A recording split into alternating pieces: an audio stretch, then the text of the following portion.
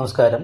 Zodiac മീഡിയയിലേക്ക് എല്ലാ പ്രേക്ഷകർക്കും സ്വാഗതം. 2026 ഫെബ്രുവരി മാസത്തെ പൂയ നക്ഷത്രക്കാരുടെ നക്ഷത്രഫലമൊന്ന് പരിശോധിച്ച് നോക്കാം. പൂയ നക്ഷത്രം എന്ന് പറയുമ്പോൾ കർക്കിടകക്കൂറാണ്. കർക്കിടകക്കൂറുകാർക്ക് 12ലാണ് ചാരവശാൽ വ്യാഴം സഞ്ചരിക്കുന്നത്. അതുകൊണ്ട് തന്നെ വ്യാഴപ്പഴമുള്ള ഒരു സമയമാണ്. ഭാഗ്യസ്ഥാനത്ത് അലസപ്രേക്ഷ നിര്യാണകാരകനായിരിക്കുന്ന ശനിയാണ് നിൽക്കുന്നത്. അപ്പോൾ ഭാഗ്യത്തിൽ അഷ്ടമാധിപത്യം വഹിച്ച ശനി ഭാഗ്യസ്ഥാനത്ത് നിൽക്കുന്നതുകൊണ്ട് ഭാഗ്യക്കുറവ് എന്ന് പറയുന്നൊരവസ്ഥ, അല്ലെ ഭാഗ്യം അലസപ്രേക്ഷനായ നിര്യാണകാരകനായിരിക്കുന്ന ശനിയാണ്. അപ്പോൾ അത് കാരണം കൊണ്ട് ഭാഗ്യത്തിന് കുറവ് സംഭവിക്കുന്ന ഒരു സമയമാണ്. കർമാധിപതി നിവർത്തി സ്ഥാനത്ത് പഞ്ചമഹാപുരുഷയോഗത്തിലെ രുചകായോഗം ചെയ്താണ് നിൽക്കുന്നത്.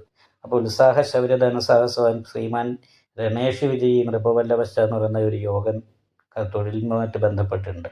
5ാം ഭാവാധിപത്യം വഹിച്ചിട്ടാണ് നിവർത്തി സ്ഥാനത്ത് ചൊവ്വ നിൽക്കുന്നത്.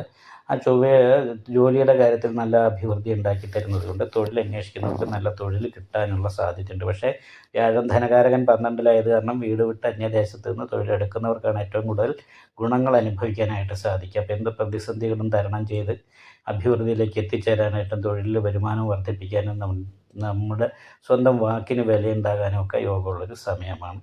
അപ്പോൾ അത് കാരണം കൊണ്ട് തന്നെ ഈ വരുന്ന 23-ാം തീയതി വരെ വളരെ അനുകൂലമായിരിക്കുന്ന ഗുണഫലങ്ങൾ തൊഴിൽ മേഖലയിൽ ഉണ്ടാകാൻ സാധ്യതയുണ്ടെങ്കിലും 23-ാം തീയതിക്ക് ശേഷം അഷ്ടമത്തിലേക്ക് ചൊവ്വ പോകുന്ന കാരണം കൊണ്ട് മാസാവസാനത്തോടുകൂടി തൊഴിൽ നഷ്ടപ്പെടുക, അല്ല തൊഴിലിൻ്റെമായിട്ട് ബന്ധപ്പെട്ട ദൈവാധീനം കൂടി ഇല്ലാത്തത് കാരണം കൊണ്ട് തൊഴിലുമായിട്ട് ബന്ധപ്പെട്ടിട്ട് കുറച്ച് മാനസിക ടെൻഷനും പ്രഷറും വർദ്ധിക്കാനായിട്ട് സാധ്യതയുണ്ട്. മാത്രമല്ല 2ാം ഭാവത്തിൽ കേതുവാണ്.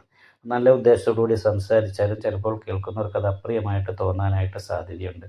അപ്പോൾ സാമ്പത്തിക വിഷയത്തിലൊക്കെ വേണ്ടപ്പെട്ടവരുമായിട്ട് അകന്നു പോവുക, കുറച്ച് വർത്തമാനങ്ങളൊക്കെ അപ്രിയമായിട്ട് ഉണ്ടാകാനായിട്ട് വരിക, ഇങ്ങനെയുള്ള കാര്യങ്ങൾക്ക് യോഗമാണ്. അത് കാരണം കൊണ്ട് വളരെ ശ്രദ്ധിച്ച് തന്നെ മുന്നോട്ട് പോകേണ്ട ഒരു സമയമാണ്. വിഷ്ണു ക്ഷേത്രം നെയ്വിളക്ക്, ഭാഗ്യസുക്താർച്ചന, സുദർശന പുഷ്പാഞ്ജലി മുതലായിട്ടുള്ള വഴിപാടുകളൊക്കെ ചെയ്യാനായിട്ട് പ്രത്യേകം ശ്രദ്ധിക്കണം. കാരണം ശത്രു സ്ഥാനാധിപത്യം വഹിച്ചിട്ടാണ് ഭാഗ്യാധിപതി 12 നിൽക്കുന്നത്. അച്ഛൻ്റെ കുടുംബത്തിലൊക്കെ ഉള്ള വ്യക്തികളുമായിട്ട് ബന്ധപ്പെട്ടിട്ടും പൂർവ്വജന്മ ദുരിതം എന്ന് പറയുന്ന ഒരവസ്ഥയിലൊക്കെ തടസ്സങ്ങളും ശത്രുദോഷമൊക്കെ വരാനുള്ള സാധ്യതയാണ്. അപ്പോൾ 4 ഗ്രഹങ്ങളാണ് നഷ്ടസ്ഥാനത്ത് പോയി നിൽക്കുന്നത്. സഹായികൾ അകന്നു പോവുക, സുഹൃത്തു വിരോധം പോലെയുള്ള കാര്യങ്ങളുണ്ടാകാം, നടുവേദന പോലെയുള്ള രോഗങ്ങളുണ്ടാകാം, കണ്ണ്, ചെവി, മൂക്ക് മുതലായിട്ടുള്ള മുഖത്ത് വരുന്ന രോഗങ്ങൾക്ക് യോഗമുള്ളൊരു സമയം കൂടിയാണ്. അപ്പോൾ ഭാഗ്യക്കുറവ് പോലെയുള്ള പ്രശ്നങ്ങളും ദൈവാധീനക്കുറവും കൂടി ഉള്ളത് കാരണം കൊണ്ട് ഈ കാര്യങ്ങളൊക്കെ വളരെ ശ്രദ്ധിച്ച് തന്നെ മുന്നോട്ട് പോകണം. അതേപോലെ തന്നെയാണ് 5ാം ഭാവാധിപതി അഷ്ടമത്തിലേക്ക് പോകുമ്പോൾ മാനസികമായിട്ടുള്ള ടെൻഷൻ വർദ്ധിക്കാനായിട്ട് സാധ്യതയുണ്ട്. അപ്പോൾ ആ കാര്യങ്ങളും ഒന്ന് ശ്രദ്ധിക്കണം. ജോലിയായിട്ട് ബന്ധപ്പെട്ട് പ്രഷർ കൂടാനും അതുകൊണ്ട് മാനസികമായിട്ട് ടെൻഷൻ വർദ്ധിക്കാനുള്ള സാധ്യതയുള്ള സമയമാണ്. വിദ്യാർത്ഥികൾക്ക് പഠനത്തിൻ്റെ കാര്യത്തിൽ ശ്രദ്ധ കുറയും. ജോലി അന്വേഷിക്കുന്നവർക്ക് ദൈവാധീനമൊക്കെ വർദ്ധിപ്പിച്ച് നല്ല പ്രാർത്ഥനയൊക്കെ ചെയ്ത് കഴിഞ്ഞാൽ നേതൃത്വപരമായിരിക്കുന്ന തൊഴിൽ കിട്ടാനായിട്ട് യോഗമുണ്ട്. പിന്നെ ദാമ്പത്യ സംബന്ധമായിട്ട് സുഖം അനുഭവിക്കാനും ഭാര്യ കുടുംബക്കാരിൽ നിന്നും അനുകൂലമായിരിക്കുന്ന ഗുണഫലങ്ങൾ ഉണ്ടാകാനും യോഗമുള്ള സമയം കൂടിയാണ്.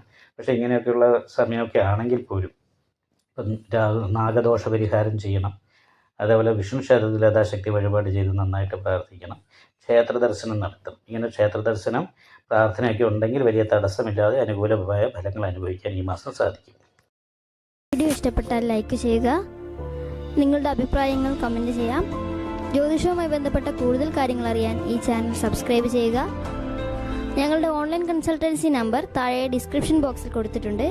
ആവശ്യമുള്ളവർക്ക് കോൺടാക്റ്റ് ചെയ്യാവുന്നതാണ്.